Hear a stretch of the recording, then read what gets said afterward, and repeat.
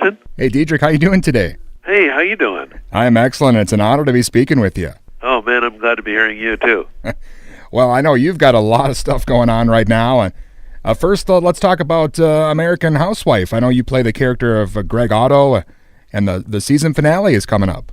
Yeah, I mean, I think we have some before we get to the season finale. Next, I think we have one on next Tuesday. I thought we were going to be on tonight, but it's going to be next Tuesday, where Katie forgets Greg's birthday and tries to pull together a whole thing, and then, obviously things fall apart really quickly. But then, and then let's see, and then on Thursday night I'm going to be on Better Things, and then Sunday night on Veep. So, yeah, I got a busy schedule coming up. Yeah, that's incredible. Is it difficult ever for you to kind of keep everything straight with all these different projects going on at the same time? As far as getting the times together, it's very complicated, and luckily I have very little to do with it. The producers and my people would talk and try to negotiate different schedules. I think the hardest one was when I spent 12 hours on American Housewife, then drove to the set of Better Things, shot 8 hours there, and then drove back to American Housewife and shot another 12 hours. That was probably the hardest day, especially getting back to American Housewife, because I would fall asleep between takes. I'd fall asleep on our bedroom set or just lay out on the couch and just catch a few Z's before we started shooting. That day of American Housewife, I can seriously barely remember. So if the viewers out there maybe watch closely, they can kind of tell when you start to fall apart maybe over the show. Yeah, you can see a scene where I'm barely holding it together and I look exhausted because I'm falling asleep between takes. Well, again, American Housewife is on now, and you also mentioned Better Things and Veep on HBO, and these are obviously very different characters as well, so that's great that you're kind of able to, I don't want to say pull them all off, but to maybe pull them all off at the same time, I guess. Yeah, no, it was I remember one day just having to memorize all three parts, on a Sunday, just having those scripts out and just looking through one and then looking through the next and then running back and forth and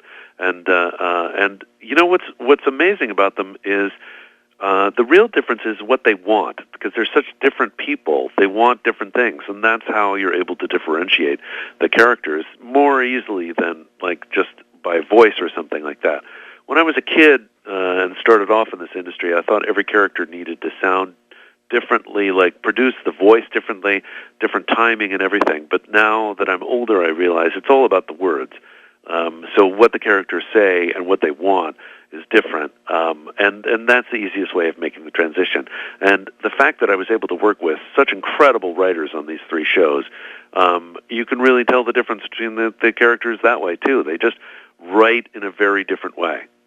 Well, and Diedrich, I know you've done a lot of stuff over your career.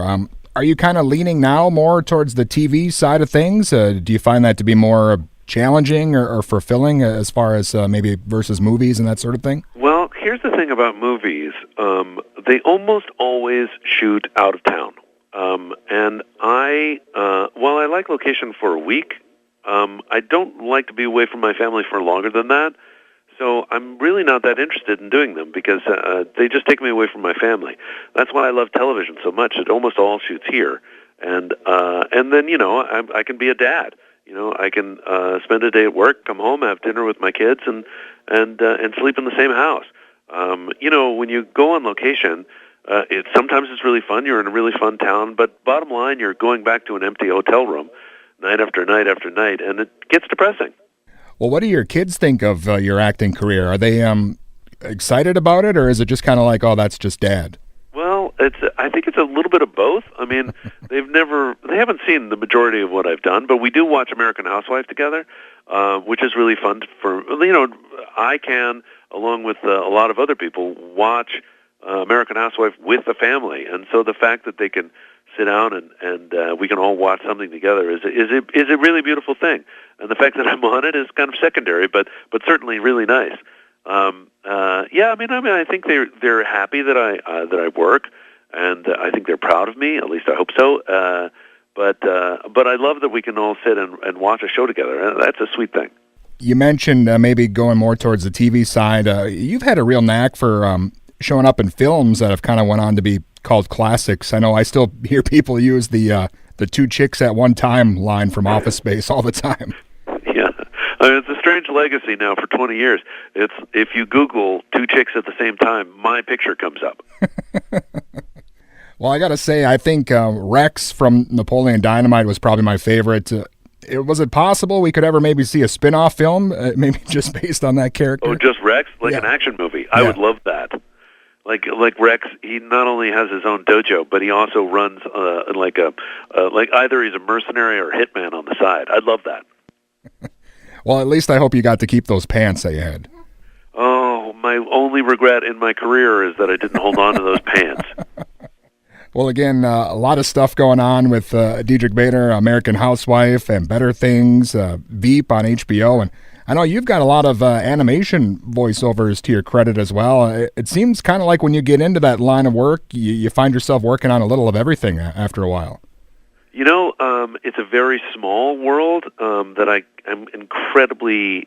I can't believe I pinch myself that I'm included in this world of just breathtakingly talented people. I mean, to go to a voiceover session is truly one of the great experiences that an actor or really anyone can have. Just to watch these guys create, because every time you create three different characters.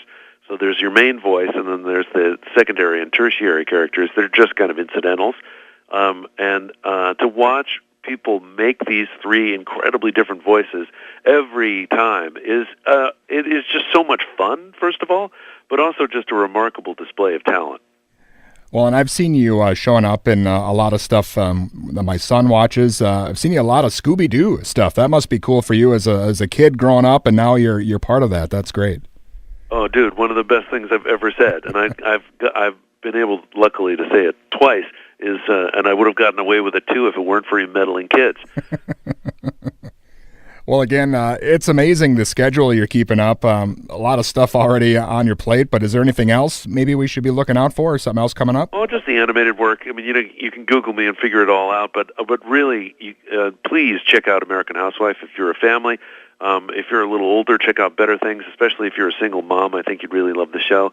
And if you follow politics at all, I think you're really going to enjoy Veep. So definitely follow the on-camera stuff. But yeah, I mean, I got a bunch of animated stuff coming up. Big Hero 6 and Wacky Races and Miles from Tomorrowland, Milo Murphy's Law, Tangled. I can't actually remember them all right now.